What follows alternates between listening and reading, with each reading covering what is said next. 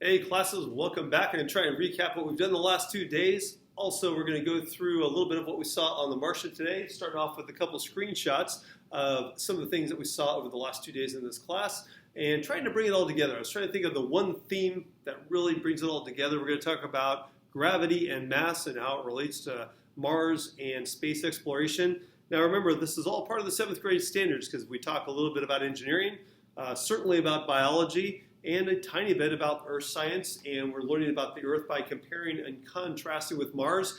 This particular YouTube one will be a little bit more opinionated, I think, than usual, but hey, it's YouTube. I can be opinionated here, and by opinionated, I mean this in particular. In the news has been, for example, that Elon Musk wants to get colonies of humans living on Mars by something like 2050.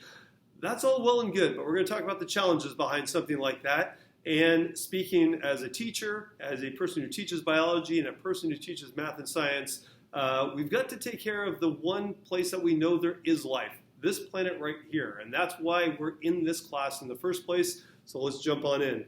Yesterday we started talking about a little bit more about the biggest little farm from last week, the previous week, and how the entire farm really, when you really think about it, just like the waves in the ocean as mentioned by the person in the movie, Alan York, who unfortunately over the course of the movie passed away from cancer, he compared farming to surfing.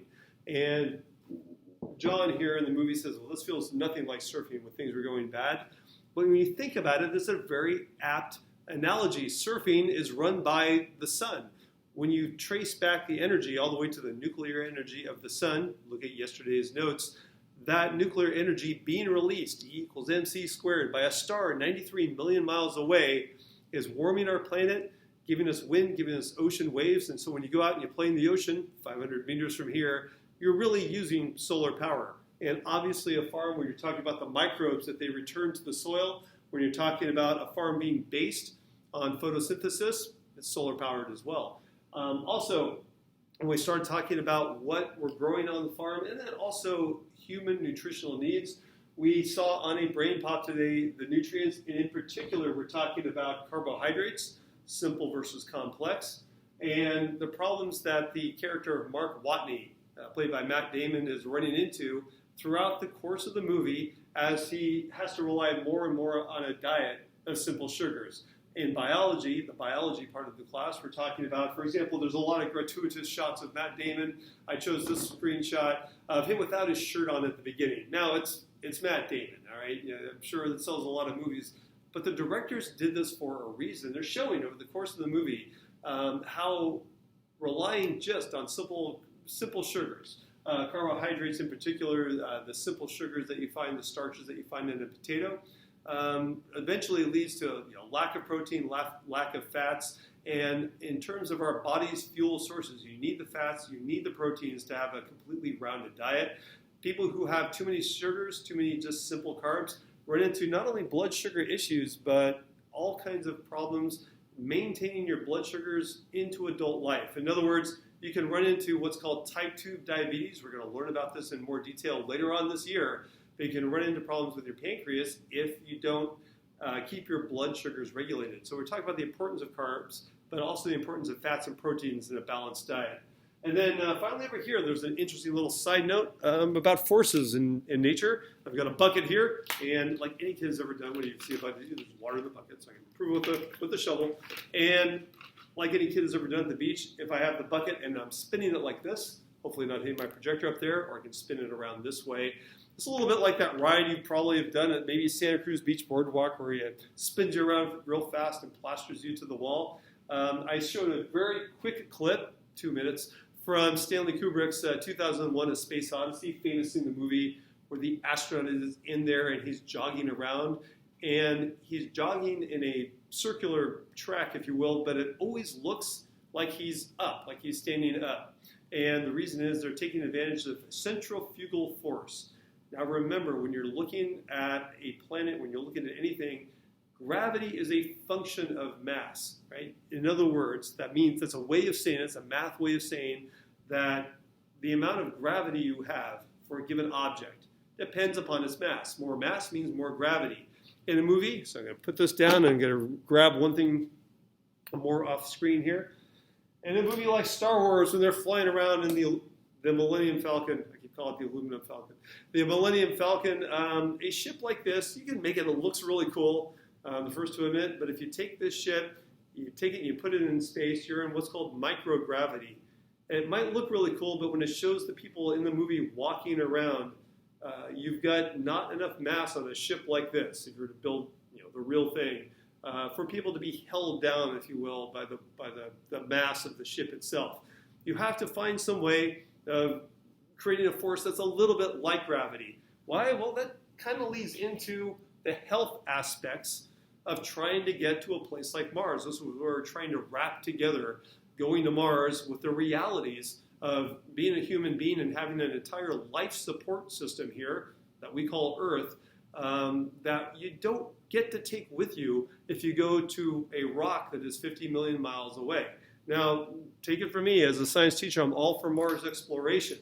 But in terms of taking the resources to send people there and create permanent colonies, you're talking about some very, very large technological problems, not that can't be insurmounted, but that we have to think about in terms of, well, where should we be sending our resources right now? To maintaining and keeping the planet that we have, which we're not doing a great job of right now, or should we be putting our resources into sending some millionaires to the next planet out? Think about that as we move forward with what we're going to check out here. We've got the brain pop on sugars, one of our 3 fuel sources. You can guess what the next 2 brain pops are going to be when we get to those. There's going to be the next one on proteins and the next one on lipids and fats.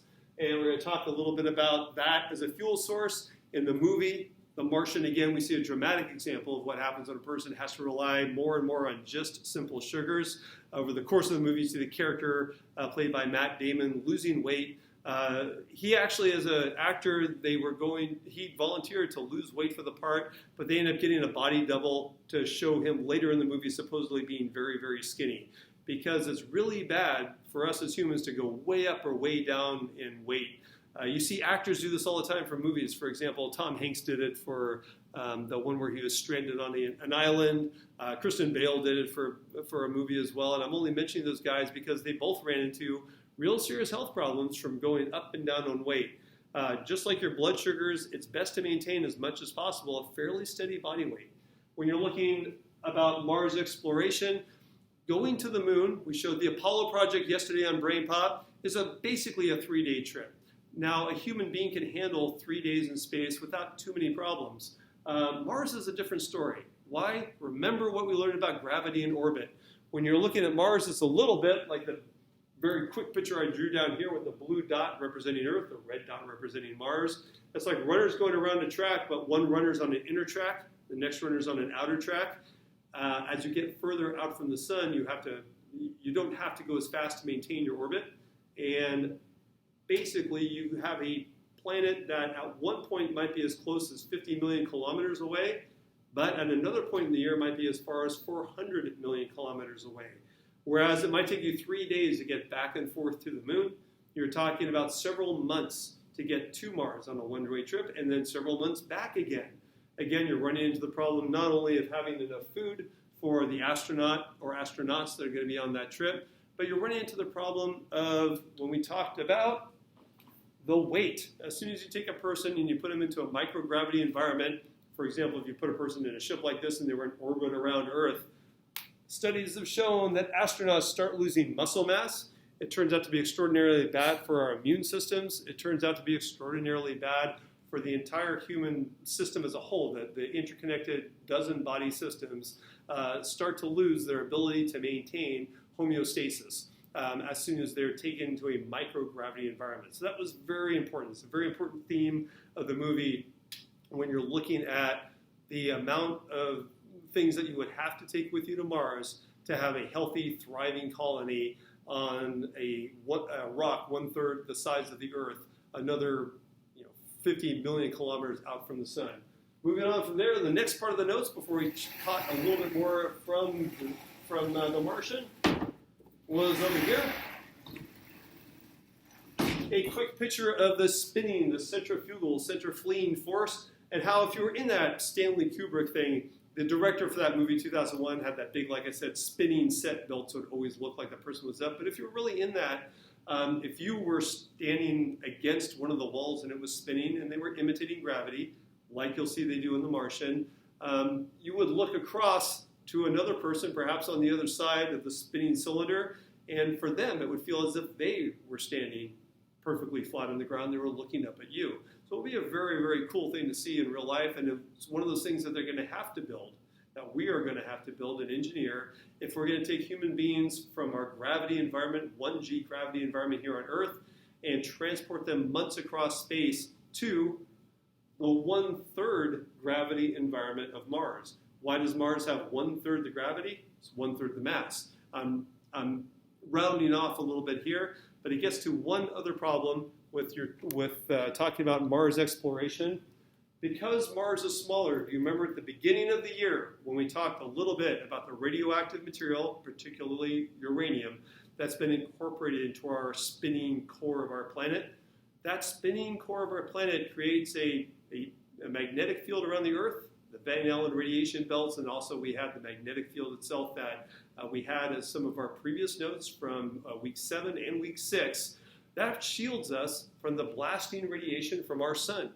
If it wasn't for those protective radiation belts, the sun would constantly be pouring onto Earth enough radiation, enough heavy particles, and enough radiation where complex life would have a very difficult time surviving. If you're going to go to a place like Mars, you would have to constantly be shielding yourself against solar radiation because Mars, being smaller, has cooled off more. It doesn't have, we think, the same type of spinning core as Earth. It certainly doesn't have plate tectonics. So you're looking at essentially a rock in space that you would have to constantly shield yourself from the solar radiation that's blasting our planet all the time. Now, solar radiation, of course, is critical to life on our planet, but you've got to remember that we have a shield, the ozone layer, which helps protect us. And the ozone layer created by life itself. It's oxygen in threes. A molecule of oxygen that is in 3 parts, 3 oxygens stuck together, if you will. It helps shield us from at least part of the radiation that pours in from the sun all the time. When you're looking at going to Mars, it's going to be extraordinarily difficult to constantly protect colonies of people from the blasting radiation to grow crops. And in the movie, we got up to the part today where Mark Watney is taking some human waste, mixing it with the Martian dirt, and growing the potatoes. He needs, remember, the microorganisms to make it from dirt into soil. If you don't have the microorganisms, you just have dirt. Can't possibly grow things in that. Several studies have shown that this is probably possible, although there might have been some minerals in the dirt of Mars that might have been toxic. We're not sure about that yet, but it's looking like in the science of the movie that it probably is possible to grow potatoes in Mars if you had the conditions that our fictional astronaut Mark Watney had. Finally, one last little challenge, and I'll put this out there on the notes later on when you see it. I'd like you to think about light. One of our key terms, we've had it now for 3 different weeks. Remember, light has a speed limit, 186,000 miles per second or 300,000 kilometers per second. That's very fast, but it still means that travel time between here and Mars will take a while if you're trying to send a signal. This, for example, is why when you have, I'm going to use my Millennium Falcon again, why when you have a rover cruising across Mars, if it's heading for a cliff, you can't immediately say, oh, real quick, hey, turn that rover. You send a signal to it, it might not get there, the signal might not get there for 20 minutes. By then, the rover's gone off a cliff. So when we get a little bit more into our engineering part of the class, we'll talk about why we need some artificial intelligence, why we need some computer programs to program these things so they're somewhat autonomous. If you're talking to the moon, for example, when we first went to the moon in 1969, there's a famous phone call that President Nixon, it was at the time, had with Neil Armstrong. And you can actually hear the delay. The moon, remember, is about 250,000 miles away. And the president says, hey, Neil, how's it going on the moon? And you hear beep. And then there's like a second or two passes. And then you hear Neil Armstrong's reply. There's a delay. It takes the light, the radio waves, a little while to get to the moon. And a little bit more than a second, a little while to come back. When you're talking about getting a signal to Mars, you're talking about delays that are going to range from a few minutes to tens of minutes, depending on where we are in those orbits that we talked about earlier. I know I threw a lot at you today. The long and the short of it is, we are talking about the conditions that make life possible on Earth. We're learning that, hopefully, by comparing and contrasting that against our neighboring planet, one of our neighboring planets, Mars. We're also hopefully peeking into a little bit of what it takes to be an engineer, because we will eventually figure out how to get colonies going in space. But when you're talking about someone blasting off and saying, hey, we're going to have colonies on Mars in the next 30, 40 years, again, I applaud the spirit of exploration with that, but especially as a science teacher, especially when you look at the reasons that we're in a biology class in 7th, 8th grade and beyond, we're looking at maintaining and improving life on this planet right here, and talking about taking those resources and putting a colony on a cold, dead rock that is 50 million miles away. You've got to think, okay, where are our resources best spent? So there you go. That's where I'm going to leave it today. Happy Wednesday, and I'll see you online and in class. Bye-bye.